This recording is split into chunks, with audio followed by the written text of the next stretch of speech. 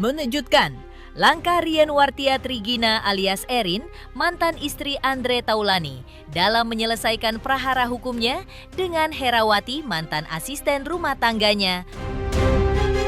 Erin kabarnya menghadirkan saksi baru ketika ia tengah berperkara dengan mantan ART-nya Herawati. Saksi baru tersebut kabarnya adalah asisten rumah tangga yang kini masih bekerja sama dengan dirinya, yaitu bernama Nur Rohma. Nur Rohma kemarin mendatangi Polres Metro Jakarta Selatan diduga untuk memenuhi panggilan penyidik untuk memberi keterangan diduga sebagai saksi Erin. Sebelumnya, Erin membantah semua tuduhan. Erin terkait kekerasan dan penganiayaan, bahkan dengan membawa bukti rekaman CCTV dan recorder. Lantas, benarkah Nur Rohma betah bekerja dengan mantan istri Andre Taulani ini? Tapi apa yang membuat tangis Nur Rohma nyaris pecah ketika bicara menyampaikan pesan kepada keluarganya? Pemirsa, bersama Intens Investigasi, kami hadirkan kabar terkini, terpercaya, dan teraktual. Tetapi sebelumnya, jangan lupa untuk like, subscribe, dan juga share channel YouTube ini.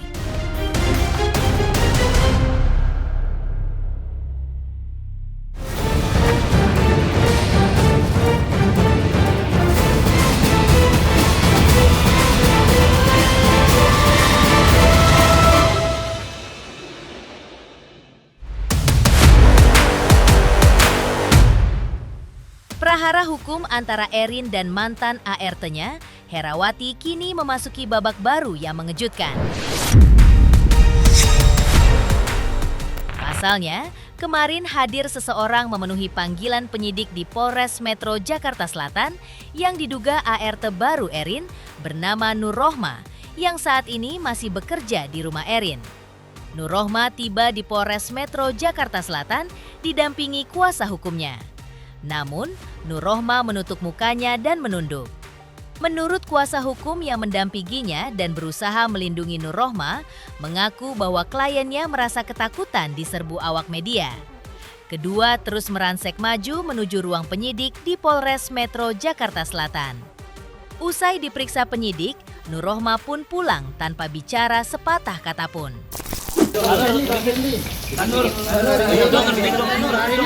Banur sini ngapain Banur?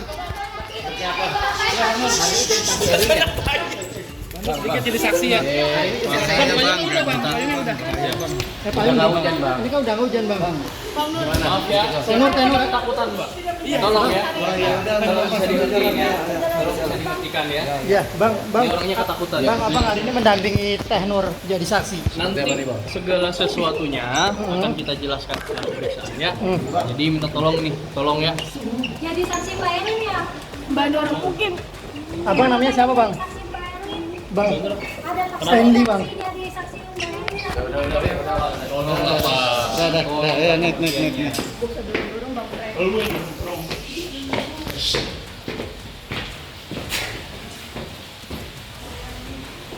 Banur, salam dari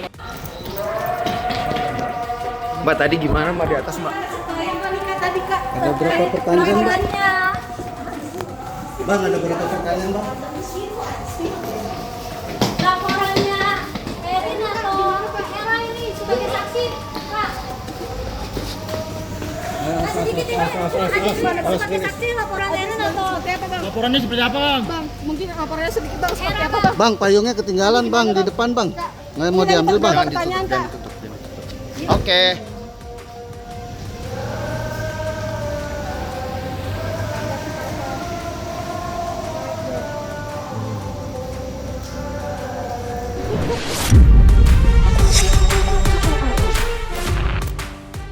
Proses hukum terhadap Erin terkait laporan polisi Herawati di Polres Metro Jakarta Selatan mulai bergulir pekan kemarin. Hari Jumat pekan kemarin, Erin yang didampingi tim kuasa hukumnya memenuhi panggilan penyidik Polres Metro Jakarta Selatan guna menjalani pemeriksaan. Sayangnya, usai pemeriksaan, ibu 3 anak itu menolak memberikan pernyataan secara langsung dan hanya diwakili oleh kuasa hukumnya. Menurut kuasa hukumnya, Erin tegas membantah tuduhan penganiayaan yang diduga dilakukan Erin atas Herawati dengan membawa barang bukti rekaman CCTV dan saksi. Kuasa hukumnya juga menjelaskan bahwa ada suatu momen diduga ketika ART Herawati berteriak minta tolong, namun sambil menarik tangan Erin. Pemeriksaan perdana tadi. Gimana kalian? Gimana Kak Erin? Sedikit aja Kak Erin. Kak Erin sedikit aja. Melelahkan atau gimana Kak Erin? Mungkin apa Sedikit aja aja komentarnya. Berapa pertanyaan mungkin Langsung tanya ke lawyer saya aja ya. Kenapa Mbak? Memenuhi panggilan. Kebetulan memang keadaan kondisi klien kami memang kurang memungkinkan untuk memberikan statement dari pagi. Iya, karena kurang sehat juga, karena sudah dari pagi juga. Dari yang sudah dipertanyakan oleh penyidik, yaitu ada sekitar 22 pertanyaan. Lalu bisa dibantu Dari BAP yang tadi kami sudah ini dampingi juga ya, ada alat bukti yang kami serahkan juga, yaitu berupa satu recorder rekaman CCTV ya, yang dimana sudah kami pelajari sebelumnya alat bukti tersebut, dan tidak adanya tindakan dugaan kekerasan sebagaimana yang dituduhkan kepada klien kami. Kalau melalui dekoder yang kami serahkan itu tidak ada, belum ada. Tapi nanti kita serahkan ke penyidik ya untuk mereka ini tindak lanjuti lagi. Alat buktinya itu mungkin salah satunya termasuk alat recorder CCTV. Adakah foto atau apa? Iya, WhatsApp ada, tapi nanti mungkin di berikutnya nanti akan kami buka. Benaran ya bahwa adegan-adegan atau ucapan dari mantan ART itu bahwa ada kalimat mencekik ya, mencakar dan menodongkan pisau itu kan dapat dilihat secara rinci dan jelas dalam CCTV tersebut. Yang kita berikan bukan hanya CCTV tapi decordernya.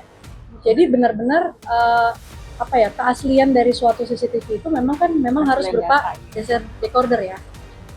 Bahkan pertanyaan itu pun tidak masuk dalam pertanyaan tadi, di 22 pertanyaan tadi tidak masuk. Klien kami tidak melakukan tindakan tersebut yang sedang dituduhkan oleh pihak.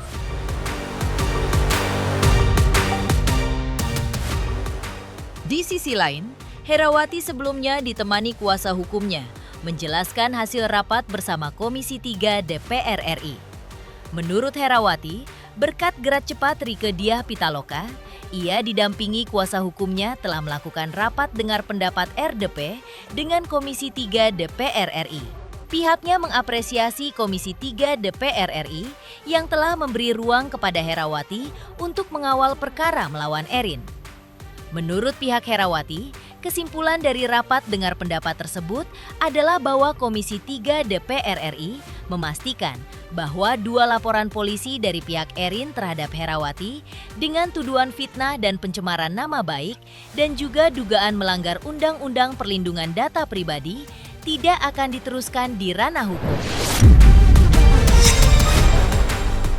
Kuasa hukum Herawati juga menyebutkan bahwa pihak LPSK sudah menyampaikan hasil pemeriksaan psikologis atas Herawati. Mengapresiasi ya Komisi 3 telah memberikan ruang kepada kami untuk pada intinya adalah mengawal perkara ini sampai dengan pemeriksaan di kepolisian nanti. Dan juga kami juga terima kasih kepada Ibu Rieke yang memberikan kesempatan juga bisa mempertemukan kami dengan teman-teman Komisi 3 untuk ya balik lagi untuk mengawal perkara ini. Hasil penjelasan yang kami sampaikan kepada Komisi 3 ada kesimpulan mengatakan bahwa terkait laporan dari Bu Rieke agar diberhentikan, kurang lebih seperti itu. Ya Bu Erin diberhentikan. Kalau mengenai laporan itu hak mereka, kita tidak bisa menghalang-halang itu juga. Tapi hasil kesimpulan dari Komisi 3 mengatakan bahwa terkait laporan mereka itu tidak bisa dilanjutkan, kurang lebih seperti itu. Ya, dari LPSK juga menyampaikan bahwa hasil pemeriksaan secara psikologi klien kami dan sudah disampaikan dari mereka. Yang kedua terkait laporan kami di Polres Jakarta Selatan karena juga masih proses sekitar 2 mingguan dari DPR Komisi 3 mengawal kasus ini. Dan yang ketiga itu terkait tentang laporan dari pihak Ibu Erin ya. itu mereka menyampaikan bahwa terkait laporan dari mereka itu tidak bisa dilanjutkan. Itu kesimpulan dari Komisi 3. Kan ini kaitannya dengan bukan cedera fisik semata. Tadi di dalam kesimpulan itu telah disebutkan oleh LPSK berdasarkan asesmen mereka, memang ada semacam gejolak psikologi yang dialami oleh klien kami atas peristiwa ini, gitu loh. Jadi kalau dibilang wah masih sehat, masih bugar, jadi masa harus sampai modar dulu, ya kan gitu kan? Itu loh, artinya efek daripada penganiayaan tersebut bukan hanya kaitan dengan fisik, melainkan psikis juga gitu loh, mental gitu loh. Berarti kalau sekarang apa yang kamu harapkan? Berarti proses selanjutnya apakah memang ingin berdamai atau seperti apa? Ya udah jalanin aja lah proses itu. Oh, ikutin sekarang ya. Ya.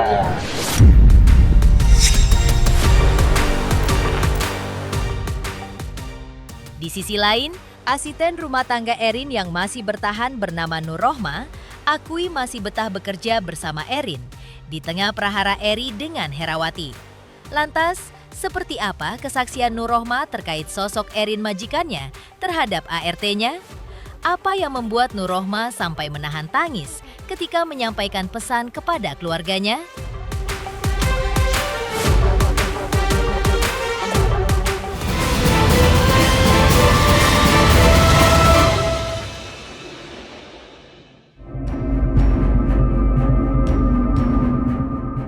ART baru Erin yang bernama Nur Rohma sebelumnya telah menjelaskan alasan handphonenya ditahan oleh Erin.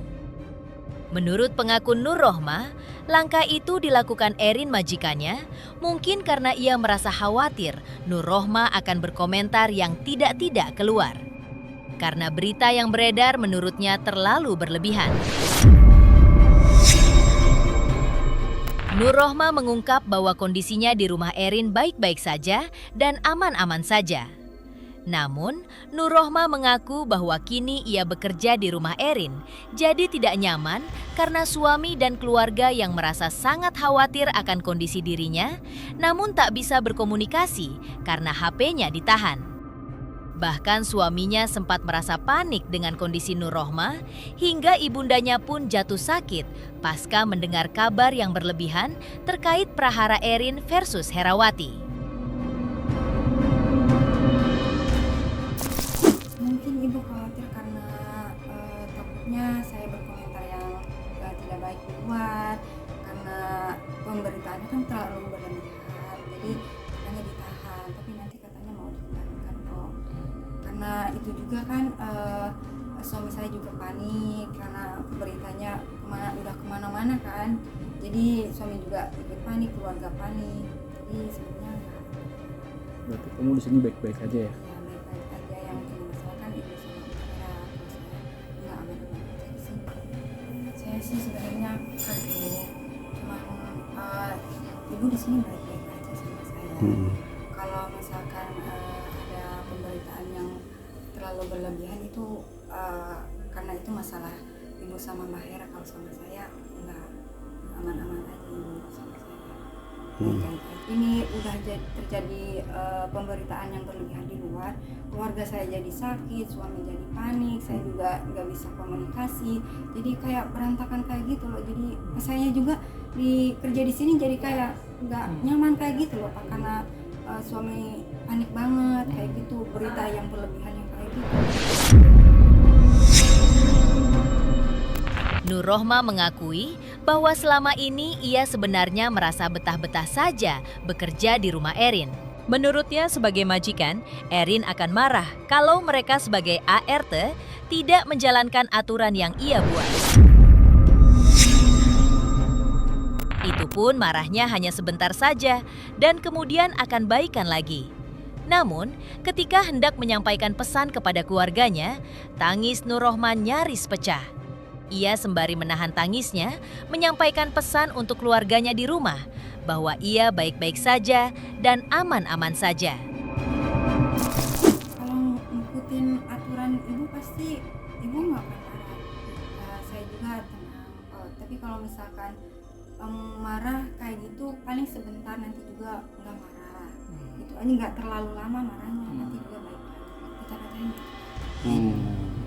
karena kalau misalkan yang namanya kerja kan di tempat orang yang nggak ada yang betah kayak gitu kan, yang kan kerja bukan buat bukan tinggal di rumah sendiri, kerja karena butuh.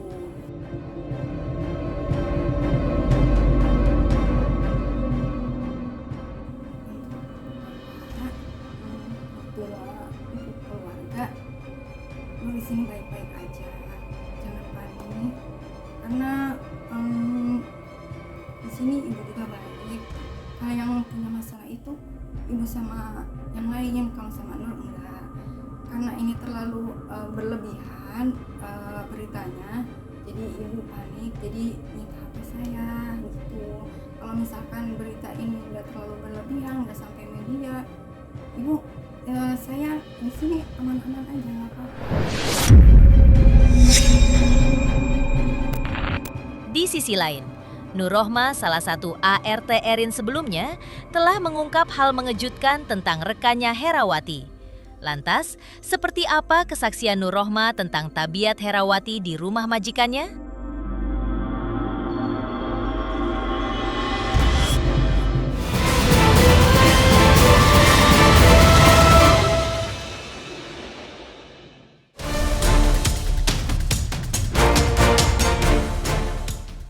Di tengah prahara antara Erin versus ART Herawati, ART yang kini masih bertahan di rumah Erin bernama Nur Rohma, sebelumnya telah menjelaskan tentang peristiwa yang terjadi pada rekannya Herawati. Diakui Nur Rohma bahwa ia memang tidak begitu mengenal Herawati dengan baik karena pembagian tugas mereka berbeda, di mana Nur ditugaskan bekerja membersihkan taman dan halaman, sedangkan Herawati tugasnya di bagian lantai 2 rumah Erin. Nur Rohma mendengar bahwa memang permintaan Erin kepada Herawati agar pintu kamar mandi di kamar anaknya yang terletak di lantai 2 selalu ditutup, sering tidak dilakukan Herawati, yang ia duga karena Herawati lupa.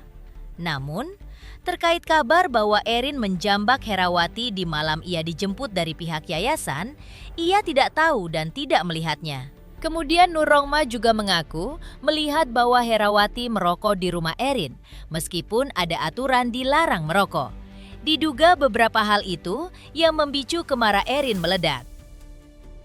Mbak Hera nggak terlalu dekat ya, kalau misalkan Mbak Siti sama Mbak Hera itu dekat, karena mereka berdua kan di sini di dalam, saya bagian luar, jadi nggak terlalu dekat. Jadi kalau misalkan Mbak Heranya kayak gini, saya nggak terlalu tahu, karena saya bagian di luar. Kalau melihat sih enggak, dijambak juga enggak, soalnya kan kejadiannya di atas.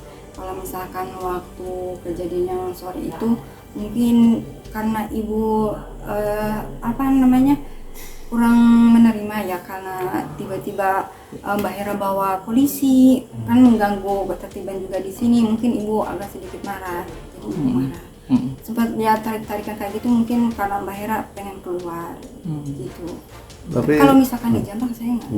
Kerja itu harus sesuai apa yang dia ucapin, harus sesuai, jangan melenceng. Pasti kalau misalkan nggak sesuai apa yang dia omong, pasti ibu akan sedikit marah, masih tahu juga. Cuman mungkin kan orang-orang beda-beda ya menanggapinya kayak gimana gitu. Jadi itu kalau menurut saya gimana kitanya aja kerja di sini. Kalau misalkan kita kerja di sini baik-baik, menurut apa yang ibu bilang kayak gini ya, ibu nggak akan marah. Pernah melihat Mbak Hera katanya dia merokok. Mbak Hera merokok. Oh, merokok. Iya. Di dalam rumah? Di dapur. Kalau di atas di kamar mungkin saya nggak tahu, karena nggak pernah main ke kamarnya. Kalau yang main ke kamar itu Mbak Siti. Kalau saya jarang, karena saya nggak deket sebenarnya sama Mbak Hera, karena saya orangnya masing-masing kayak gitu. Ya kerja aja.